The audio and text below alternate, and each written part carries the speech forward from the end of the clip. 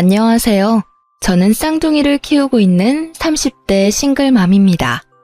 저의 전 남편은 말 그대로 쓰레기 같은 남자였어요.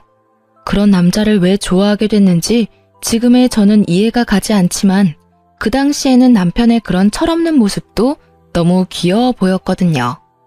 저는 당시 32의 나이로 외모가 콤플렉스인 수수한 여자였어요. 그래서 남자친구를 몇 번 사귄 적도 없지만 사귄 후에는 생각과는 다르다는 이유로 차이기 쉬운 여자였어요. 그래서 제가 연애를 하고 결혼을 할 거라는 생각은 그냥 접어두고만 있었는데 남편을 만나게 되고 그런 생각은 모두 사라졌어요. 처음 남편을 만난 건 술집이었어요. 저도 남편도 각자 다른 친구와 함께 왔었는데 어쩌다 보니 합석을 하게 됐고 그 과정에서 남편과 친해지게 됐죠. 그때 남편은 푸념처럼 말하곤 했어요. 부모님이 빨리 결혼해서 아이를 가지기를 원한다. 하지만 자기는 그렇게 해줄 여자를 아직 찾지 못했다고요. 솔직히 이 남자가 부모님에게 한없이 약한 인성 좋은 사람인 줄 알았어요. 그래서 그때 이야기도 많이 나누고 연락도 많이 했었어요. 그렇지만 당신은 사귀는 사이는 아니었어요. 그런데 2-3달쯤 지나니 저에게 결혼을 전제로 사귀고 싶다고 하더군요. 얼굴은 자기 타입인데 성격은 부모님 타입이라고요.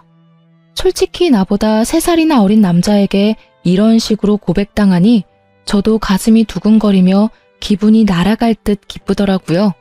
그래서 시어른 될 분들을 보러 집에 갔는데 거기서부터 너무 놀랐었어요.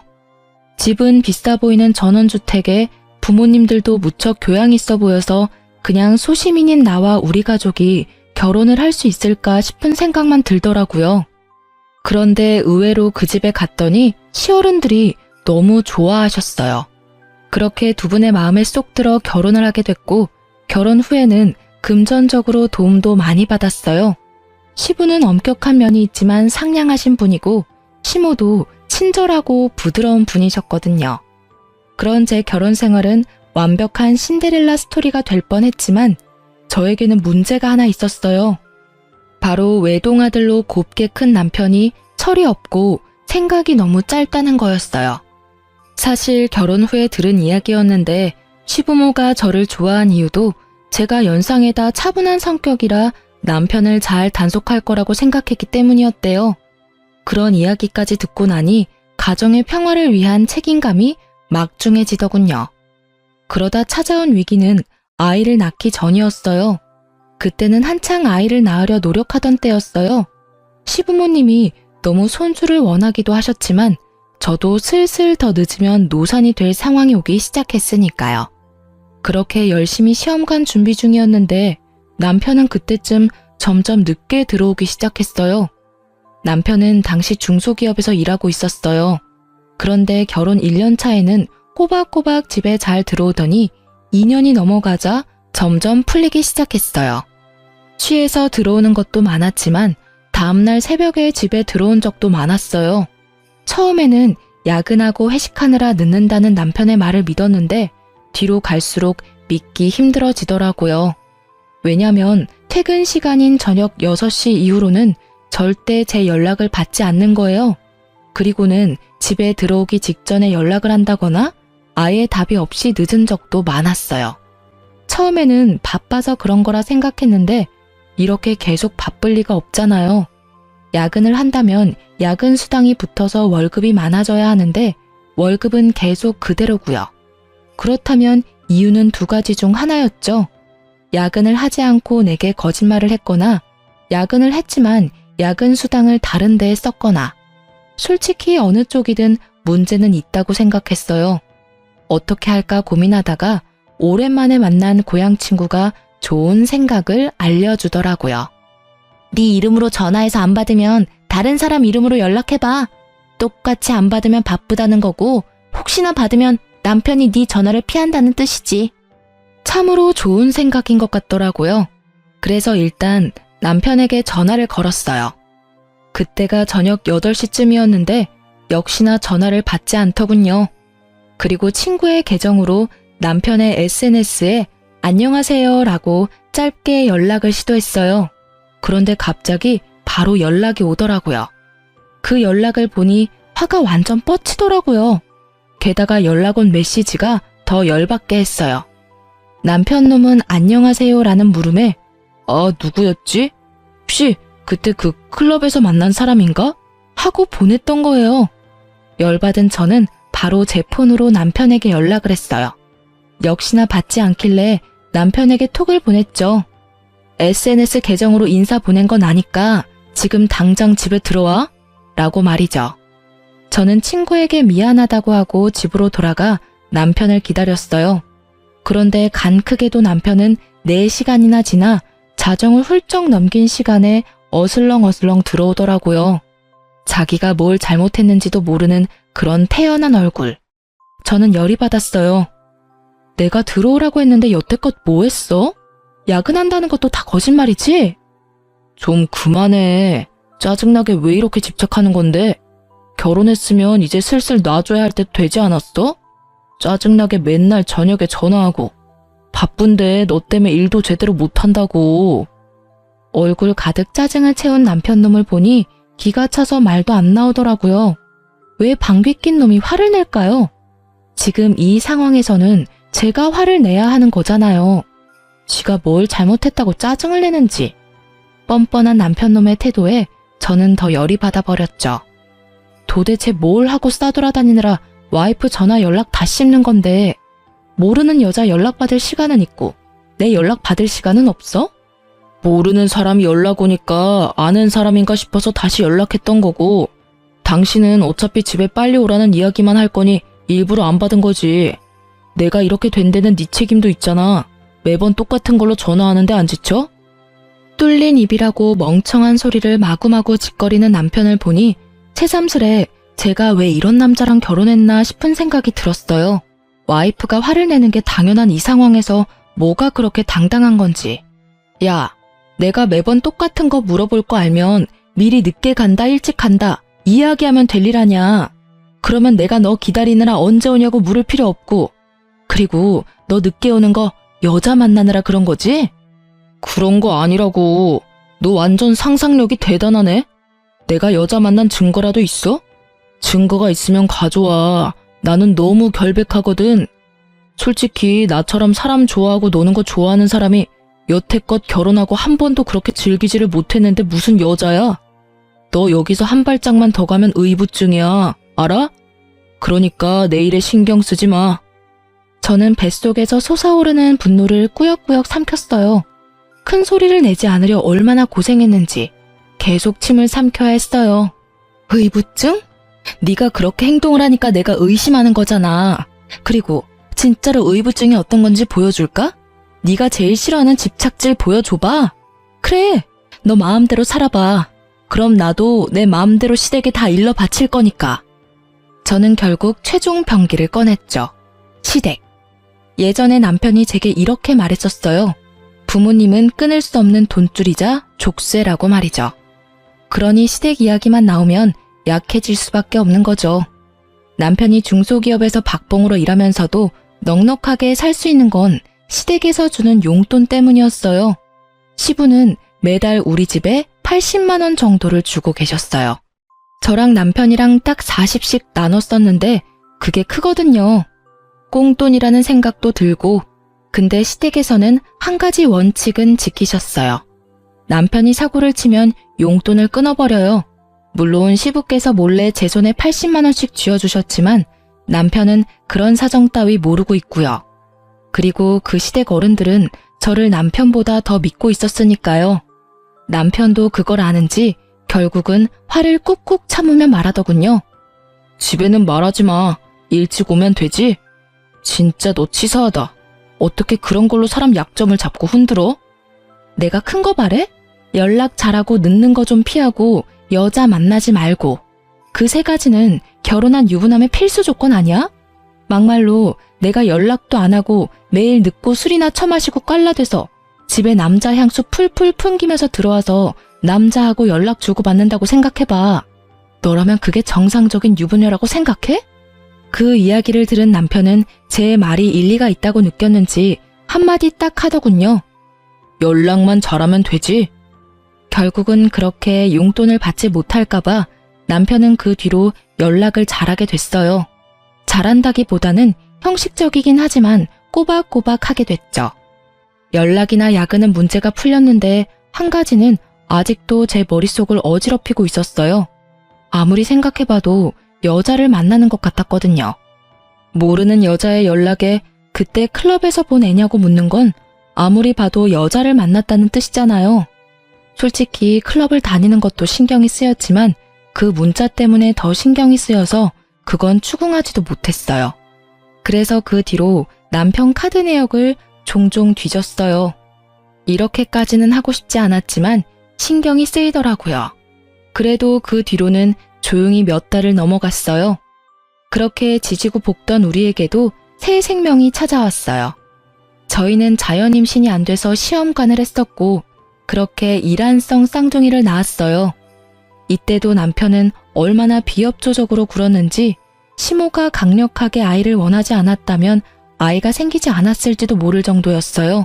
저는 천사 같은 두 아이들을 위해 간호사 일을 그만두고 집에서 육아에 전념하기로 했어요. 육아휴직이 없었지만 시모가 매달 150만 원 정도 주고 있었어요. 솔직히 우리가 살고 있는 집도 차도 모두 시부모 명의라 저희 앞으로는 돈 나가는 게 별로 없었어요. 게다가 시모는 자주 저희 집으로 배달을 시켜주셨어요. 시댁에서 드실 고기나 야채, 과일을 저희 집으로도 똑같이 배달시켜주곤 하셔서 따로 저희가 돈이 들어갈 곳도 많이 없었어요. 대신 쌍둥이 육아는 거의 혼자서 해야 해서 힘들긴 했어요. 그렇게 육아에 제가 신경을 온통 뺏기고 있을 때 망할 놈은 주말마다 놀러 나가기 바빴어요. 그래도 평일에는 일찍 집에 들어오려고 했으니 저도 평범하게 생각했었고요. 게다가 친구와 주말에 여행을 가거나 일로 출장을 가는 일이 잦아져서 남편의 폰에 위치 추적 어플도 설치했었거든요. 혹시나 또 다른 여자 만나러 갈까 봐서요. 그런데 항상 간다던 목적지 그대로였고 친구들도 모두 사진 찍어서 보내니 의심할 게 없었어요. 그렇게 지내다가 하루는 시모와 병원에 다녀오는 길에 아무 생각 없이 위치 추적 어플을 켰어요. 평일 낮이라 회사에 있을 거라는 당연한 생각을 하고 켰는데 현재 남편의 위치는 회사가 아니라 강릉이더군요. 어플이 혹시라도 잘못됐을 수도 있으니 확인을 해보려고 남편 회사에 전화를 했어요. 남편이 연락을 안 받는다고 하고 바꿔달라고 했더니 남편이 연차를 썼다고 하는 거예요. 저는 그 말에 잊고 있던 분노가 치밀어 오르는 것을 느꼈어요. 애들이 있으니 화는 못 내고 참고 있었는데 더 미쳐버리겠더라고요. 와이프에게 숨기고 평일에 연차를 썼다. 분명히 숨기고 싶은 행선지 숨기고픈 상대가 있다는 거 아니겠어요? 이건 99.9% 여자가 있는 거라는 생각이 들었어요. 그런데 아무리 요리조리 찾아봐도 꼬리를 못 잡겠더라고요. 기회를 엿보고 있었는데 며칠 뒤 주말에 남편이 인사불성이 돼서 친구들에게 실려왔더라고요. 저는 이때가 기회라고 생각하고 남편의 폰부터 뒤졌어요. 그런데 이 용의주도한 남편놈은 패턴과 비밀번호까지 싹 다 바꿔놨더라고요. 지문으로도 해봤는데 지문 인식도 안 해놨더군요. 결국 허탕만 친 저는 한숨을 쉬며 남편을 놔두려다가 남편의 넥타이가 사라진 걸 발견했어요. 아침에 나갈 때는 분명 제가 선물한 넥타이를 착용했었거든요. 그게 사라진 걸 보니 기분이 또 나빴어요. 이제는 제가 사준 선물까지 막 버리고 다니나 싶은 생각이 들었거든요. 주말이라 애들을 시댁에 맡겨놓았던 저는 남편과 같은 집에 있기 싫어서 낮쯤에 밖으로 나와 길거리를 걸었어요. 저녁까지 들어가지 않고 혼자 시간을 보내다가 중고거래 어플에서 보내온 알림을 받고 집으로 향했어요. 공기청정기를 시모가 새로 사줘서 기존에 쓰던 걸 중고거래하려고 했거든요. 그 글을 올려놨었는데 누군가 연락이 온 거죠. 그 연락을 확인하러 중고거래 어플에 들어간 저는 그곳에서 잃어버린 물건 주인을 찾는다는 최신 글을 보고 깜짝 놀랄 수밖에 없었어요. 바로 뒷면에 남편 이름이 적힌 남편의 넥타이였거든요. 집 근처에 술집 사장이 올린 글이었는데 어제 처음 온 손님 넥타이라며 가져가라고 글을 올려놨더라고요. 저는 이거다 하고 생각하고는 후다닥 술집으로 향했어요. 안녕하세요. 넥타이 보고 왔는데요. 저희 남편 거라 찾으러 왔어요. 제가 말을 꺼내자 술집 사장님이 고개를 갸웃거리더라고요. 왜 그러세요? 아니, 어제 본 얼굴이랑 다른 것 같아서요. 어제 같이 오신 분 맞죠? 그 이야기에 드디어 꼬리를 잡았다는 생각이 들었어요. 어제 분명히 다른 여자랑 여기 온 게 틀림없었어요. 저기 혹시 그 CCTV 영상 좀 볼 수 있을까요? 어제 남편이 지갑도 잃어버린 것 같아서 확인 좀 하려고요. 물론 그런 적은 없지만 이렇게라도 말하지 않으면 CCTV를 보여주지 않을 것 같아 그렇게 말하고 CCTV 영상을 돌려봤어요. 그리고 남편의 옆에 있던 여자의 얼굴을 확인하던 순간 저는 머리를 강하게 한 대 맞은 기분이 들었어요. 저번에 친구 계정으로 남편에게 연락을 보냈었잖아요. 그때 그 친구였던 거예요. 이 두 사람이 나 몰래 만나고 있었던 거죠. 게다가 어찌나 가까운 사이인지 아주 찰싹 붙어가지고는 누가 봐도 우리 연인 사이예요 하는 모습을 하고 있더라고요. 저는 동영상을 사진과 영상으로 저장해서 남편에게 바로 보냈어요. 집으로 돌아가는 길에 남편의 전화가 계속 오는데 싹 다 무시했어요. 어차피 집에 가서 볼 걸 여기서 체력, 마음 낭비 하고 싶지 않았거든요. 집에 도착하자마자 남편이 꺼낸 첫 마디가 뭐였는지 아세요? 왜 전화를 안 받아? 몇 번을 전화했는지 알기나 해? 왜 내 전화 무시하는데? 전화를 무시한 게 그렇게 큰일일까요? 매번 무시하는 너는 뭐냐고 쏘아주려다가 겨우겨우 참은 제가 말했어요. 내가 보낸 사진을 보고도 왜 전화 무시하냐는 말을 먼저 하는 너라는 놈에게 이제 질리려고 해. 그래 말해봐. 언제부터 내 친구랑 바람 폈어? 언제부터겠어? 네가 그 여자 계정으로 나한테 연락했을 때부터지. 그렇게 예쁜 여자가 있었는데 잘도 숨겼네? 제가 제 손으로 무덤을 판 게 됐어요. 불륜도 쿵짝이 맞아야 하는 거잖아요. 남편만 단속한다고 될 일이 아니었어요. 저는 제 친구가 제 남편에게 들이댔다는 것도 정말 충격이었어요. 그런 친구라고 생각한 적 전혀 없었으니까요. 야, 쓰레기 같은 놈아. 네가 와이프 친구한테 손을 대? 게다가 그렇게 당당하게 바람피는 것까지 이야기할 상황이야? 이럴 거면 나랑 왜 결혼했어? 왜 날 이렇게 비참하게 만드는 건데? 제가 꺼낸 말은 거의 한풀이었어요. 대답 같은 건 듣지 않아도 되는 한풀이. 그런데 남편 놈은 기가 막힌 대답을 내놓더군요. 네가 성격은 수수하고 조용해서 내가 밖으로 나돌아다녀도 별말 안 할 줄 알았지. 이렇게 괄괄하고 집착하는 성격인 줄은 꿈에도 몰랐어. 이렇게 땡땡댈 줄 알았으면 다른 여자랑 결혼하는 게 차라리 나았을 것 같아. 엄마가 빨리 결혼해서 애 낳으라고 난리쳐서 제일 만만해 보였던 너하고 결혼한 건데 완전 망했잖아. 네가 다른 여자 만나고 밖으로 나돌아다녀도 별말 안 하고 참아주는 여자? 그런 여자가 세상에 어디 있겠어. 있다면 네 돈 보고 결혼해서 딴 주머니 차려는 여자겠지. 내가 미쳤지. 네 본성을 못 알아보고 결혼한 내가 미친 거야. 그래, 조용하고 아무 말 못할 여자랑 결혼하고 싶었으면 인형이랑 결혼하지 그랬어. 그러게 좀 적당했어야지. 이게 뭐야? 결국은 내가 너한테 마음 뜬 건 다 네 탓이라고.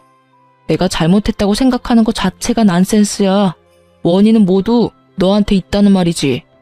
밖으로 내뱉는다고 다 말이 아니야. 뭐 됐어. 너랑은 이야기 끝났어. 그럼 같이 가서 시부모님한테 이혼하겠다고 말씀드려. 나 당신이랑 못 살겠으니까.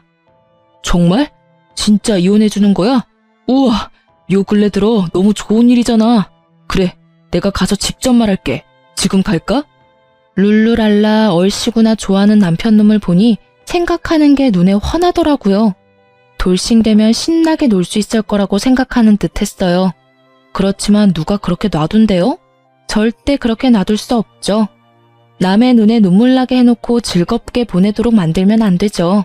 내가 불행한 만큼 너도 불행해져야 똑같을 거잖아요. 제가 굳이 남편놈에게 이혼 이야기를 직접 시부모님에게 밝히라고 한 데는 다 이유가 있었어요. 그런데 그것도 모르고 좋아하며 앞장서는 남편을 보니 속으로는 회심의 미소를 날리고 있었어요.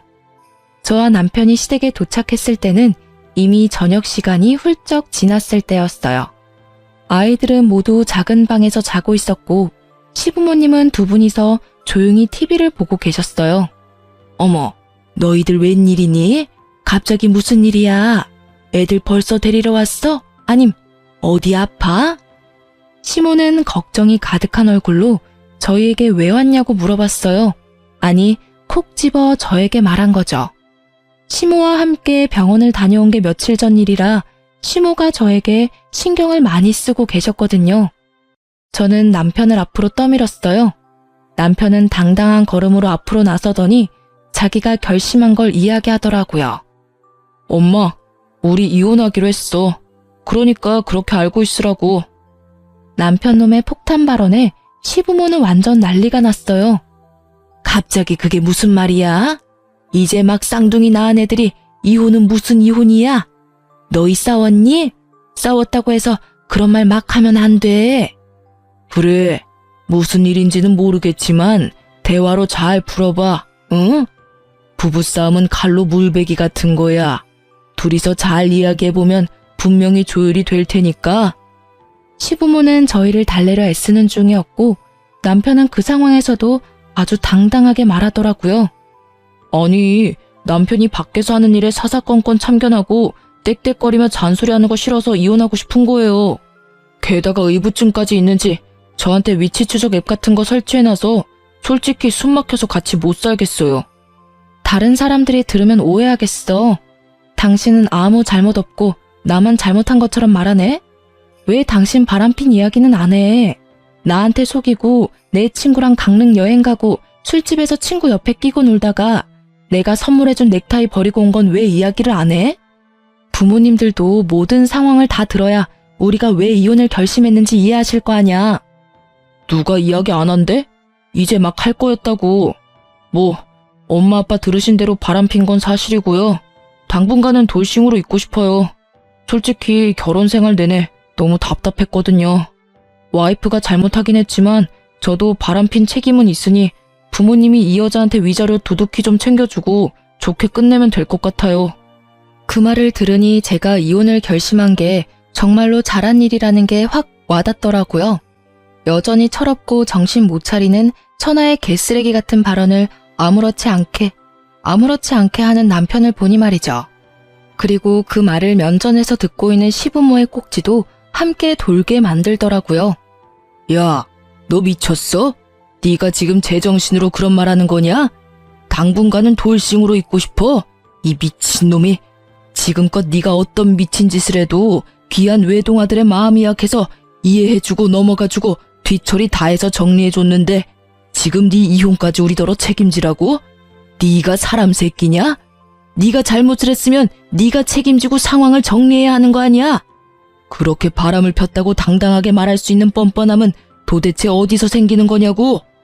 온화하던 시부의 얼굴이 벌겋게 터질 것처럼 부풀어 올랐고 남편은 어리둥절한 표정으로 지금 이 상황을 이해조차 못하고 있더라고요. 아니, 여태껏 잘해주셨잖아요. 결혼한 거 그냥 이혼하겠다는데 왜 그렇게 심각하게 굴어요? 솔직히 애가 뭐가 그렇게 중요한데요? 저는 제 인생이 더 중요해요. 애한테 인생 붙들리는 거 딱 사양이라고요. 남편의 말에는 더 이상 생각해줄 가치조차 없었어요. 어머님, 아버님, 일이 이렇게 됐으니 며칠 전에 저와 나눈 이야기는 없던 걸로 해야 할 것 같아요. 어차피 가족이 아니면 그게 좀 힘들다고 하니까요. 아가, 안 돼. 다시 한번 생각해봐. 네가 힘든 건 내가 다 알아. 이 정신 나간 아들놈은 내가 제자리에 돌려놓을 테니까 아무 생각하지 말고 제발, 응? 너 이 미친놈아. 너 와이프의 생떼 같은 자식들 놔두고 뭐하는 짓거리야? 네가 뭔 짓을 한지 알기나 해? 이 천하의 머저리 같은 놈, 네가 결국은 이렇게 불효를 해? 아니, 왜 나한테 소리 지르냐고요. 내가 엄마 아들인데 왜 저 여자 편만 들고 있는데요? 솔직히 이것도 엄청 짜증나거든요. 내가 무슨 말만 하면 며느리한테 물어봐야 한다. 며느리랑 상의했냐? 안 되겠다 며느리한테. 이게 정상이에요? 볼멘 소리로 불평을 쏟아내는 남편을 보더니 시부가 맞받아쳤어요. 네가 이러니까 우리가 며느리를 찾는 거 아니냐? 네가 처신을 똑바로, 아니지, 상식적으로만 해도 우리가 며느리를 찾을 리가 있겠어? 너 혼자 애 둘을 어떻게 키울 건데? 귀찮게 애는 왜 키워요? 그냥 다 이 여자 줘버려요. 애는 기회 되면 다시 만들면 되지. 네가 진짜 미쳤지? 너희가 왜 시험관을 했는데? 네가 지금 시험관 아니면 애를 못 낳는다고? 그 와중에 손주들까지 우리한테서 떼어놓겠다고? 네가 사람 새끼야? 넌 도대체 뭐가 모자라서 이렇게 참한 며느리랑 이혼을 하려는 거야? 네가 여태껏 데려왔던 애들 중에 이만큼 착하고 성실한 애가 있기는 했어? 설마 또 어디서 너처럼 노는 거 좋아하는 여자 데리고 오면 우리는 허락할 생각 추호도 없어. 아버지, 그건 걱정하지 마시라고요. 저 당분간 여자 데리고 올 생각 없다니까요. 솔직히 돌싱을 좀 더 즐기고. 그 이야기에 시모가 남편 등짝을 찰싹 때리더라고요. 결국 참지 못한 거겠죠. 저는 이 쓰레기 같은 남편놈이 이제 무슨 말을 해도 더 이상 화가 안 났어요. 그냥 빠른 손절이 답이라는 것만 더 강하게 느낄 뿐이었죠. 뭘 더 즐겨 뭘? 네가 지금 엄마 목숨줄 가지고 있는 거 모르지? 이런 말까지 안 하려고 했는데 네 와이프가 나한테 뭘 해주기로 했는지 모르지? 그게 뭔데요? 뭔데 이렇게 호들갑인데요? 뭐 얼마나 대단한 거길래 거창하게 목숨줄 운운하는 건데? 네 와이프가 얼마 전에 너희 엄마랑 병원 갔다 왔어. 신장이식 적합한지 조직검사 받으러. 검사상 운이 좋은 건지 하늘이 도왔는지 조직이 잘 맞아서 이식 진행하기로 했는데 네가 지금 이혼하면 그 신장 못 받아.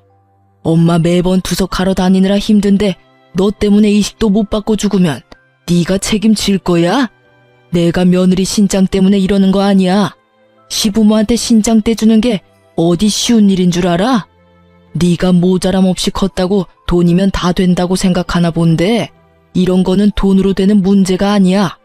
하늘이 내려준 기인을 네가 네 발로 차버리니 이 부모 속이 문드러지는 거 아니냐고.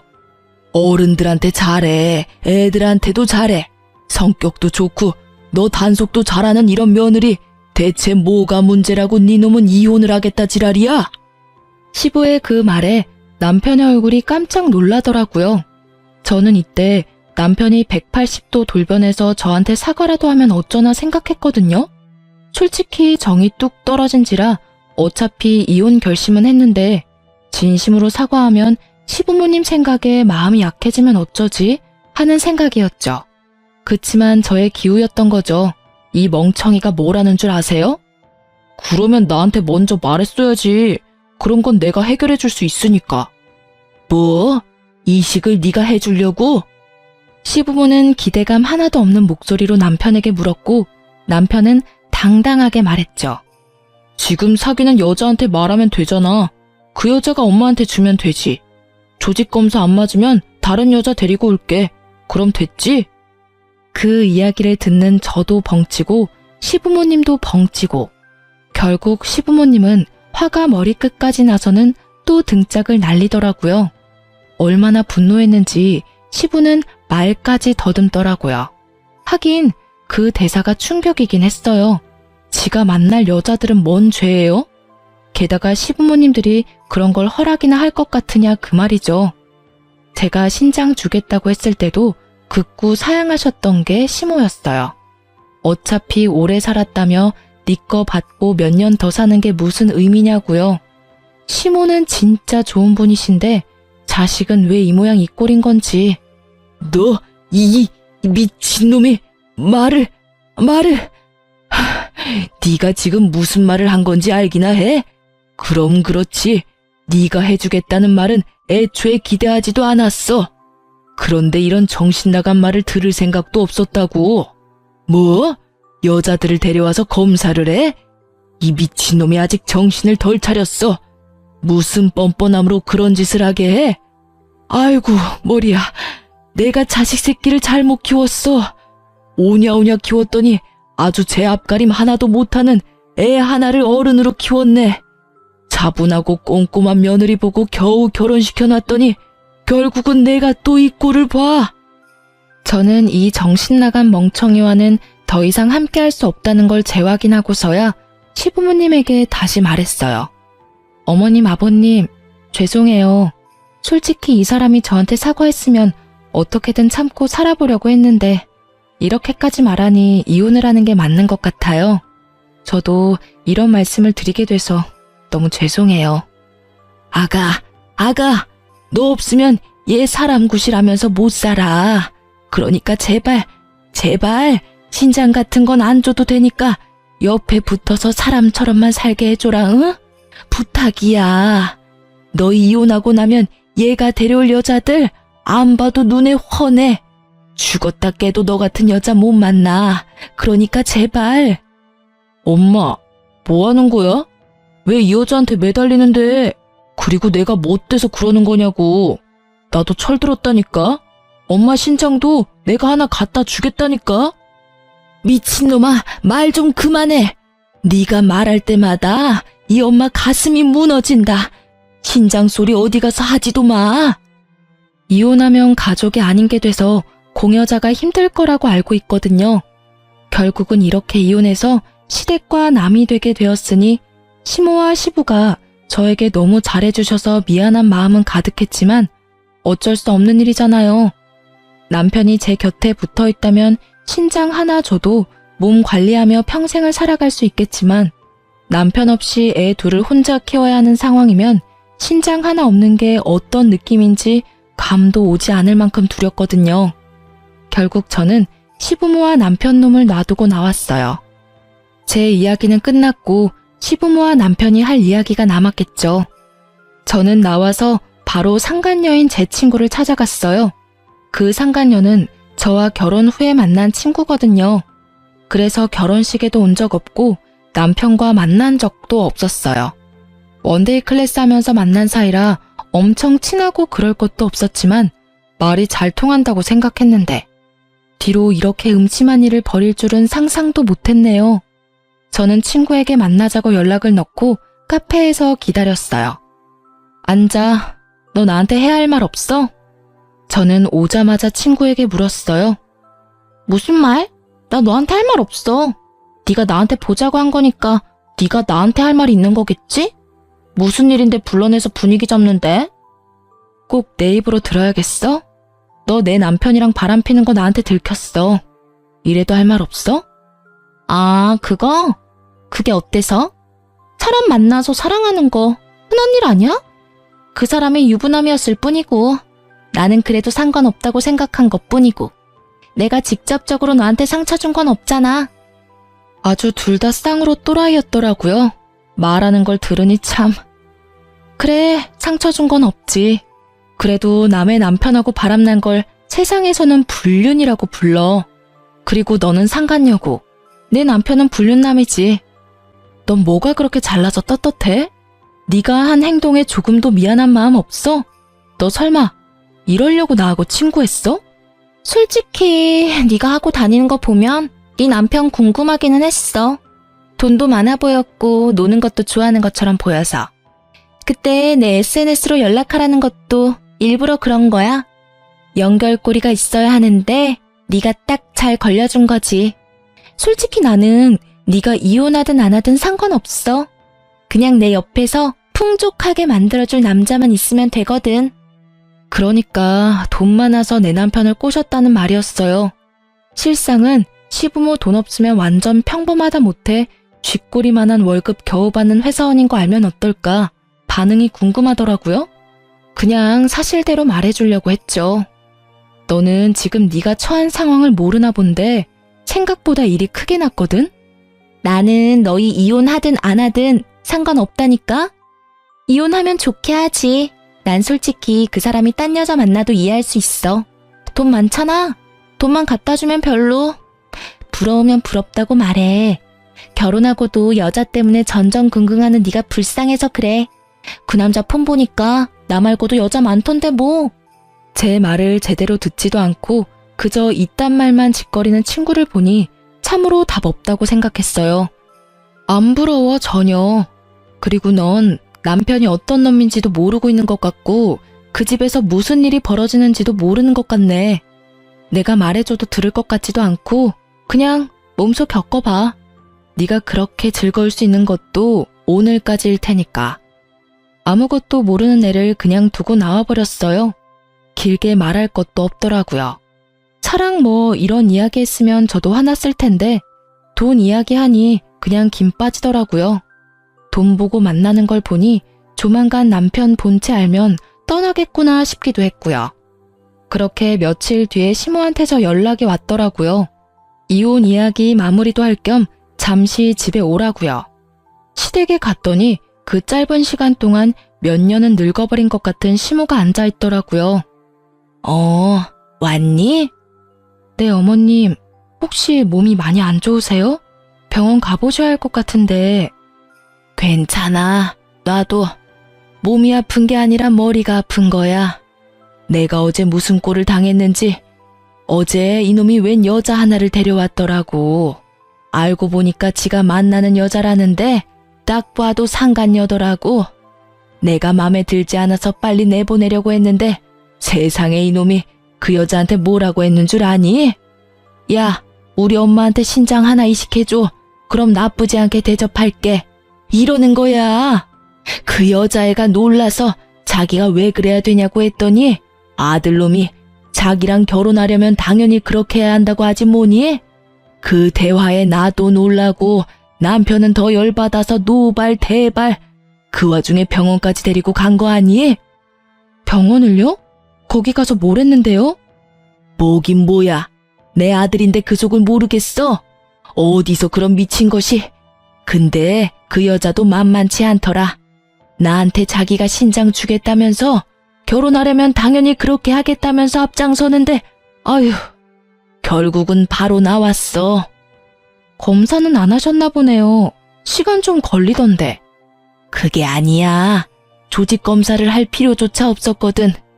세상에 그 상간녀가 얼마나 술을 많이 마셨는지 신장이 너무 안 좋아서 도리어 치료받아야 한다는 판정받고 입원했어. 예, 그 와중에 아들놈이 상간녀한테 난리를 치는데 너 같은 거 필요 없다면서 거기서 내버려 두고 오지 뭐니? 네가 이혼한 거 천만 다행이야. 내가 그놈 엄마이긴 한데 네가 같이 있었다간 너만 힘들었을 거다. 오늘은 또 뭐라는 줄 아니? 나한테 신장 줄 여자 찾겠다면서 더 열심히 여자 만나러 다니는 꼴이. 내가 그래서 내 앞에서 신장 얘기 절대 하지 말라 그랬어. 어디서 사람을 이식 못 받아서 환장한 사람으로 만드는지 내가 이러다 제명에 못 죽지. 그 이야기를 듣는데 너무 웃겨서 웃음이 나올 뻔한 걸 참느라 고생했어요. 하긴 술 좋아하고 노는 거 좋아하면 신장이 안 좋아질 수도 있죠. 시모는 제게 미안하다며 양육권과 친권에 관해서는 다 저에게 맡기겠다고 했어요. 시모도 아시는 거죠. 본인은 몸이 힘들어서 손주들 보살필 처지도 아니고 그렇다고 아들놈에게 맡기려니 믿음이 없고 결국 남는 건 저뿐이었으니까요. 남편은 그렇게 잘 사는 것처럼 보였는데 이혼이 제게 유리하게 흘러가자 상황이 달라졌어요. 너 왜 위자료 지급 안 해? 그리고 애들 양육비도 안 줬거든? 처음부터 이렇게 굴면 나중에 곤란해. 제가 전화를 먼저 했어요. 지급받아야 할 돈들이 나오질 않아서요. 그랬더니 약간 당황한 말투로 말하더군요. 엄마가 돈 준 거 아니야? 이상하네.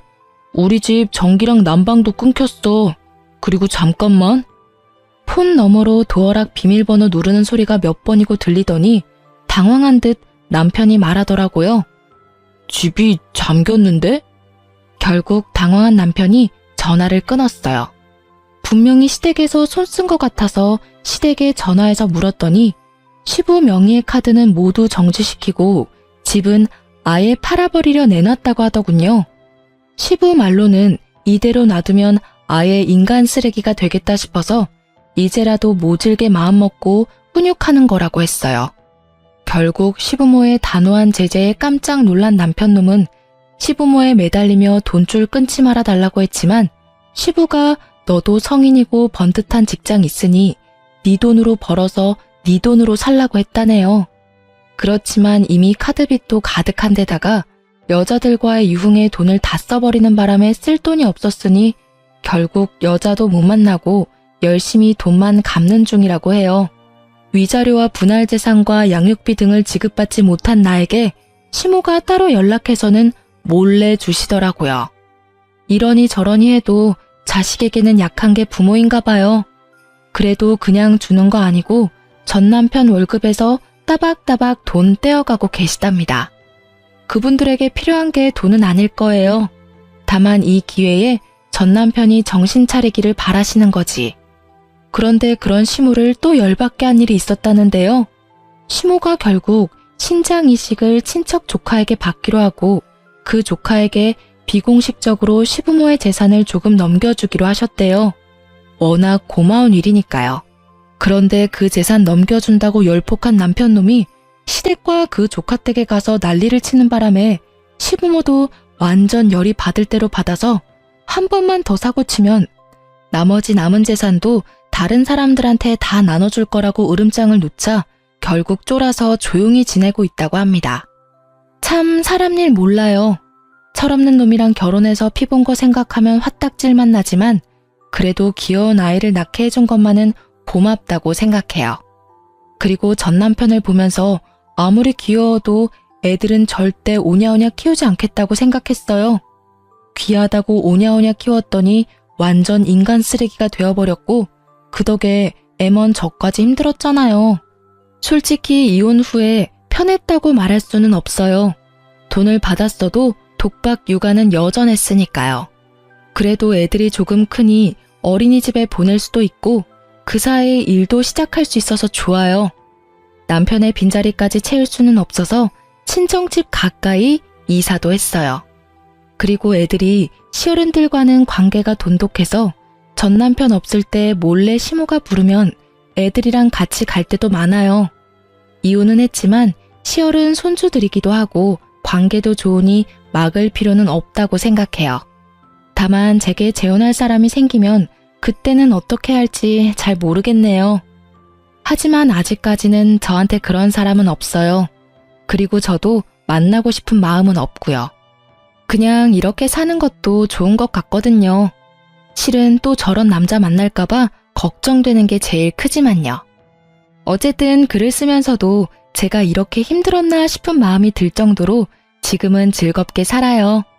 항상 나쁘고 힘든 일만 있으라는 법은 없으니까요. 함께 글을 읽고 계신 분들도 저처럼 마음이 편안해지셨으면 좋겠네요. 지금까지 제 사연 들어주셔서 무척 감사합니다.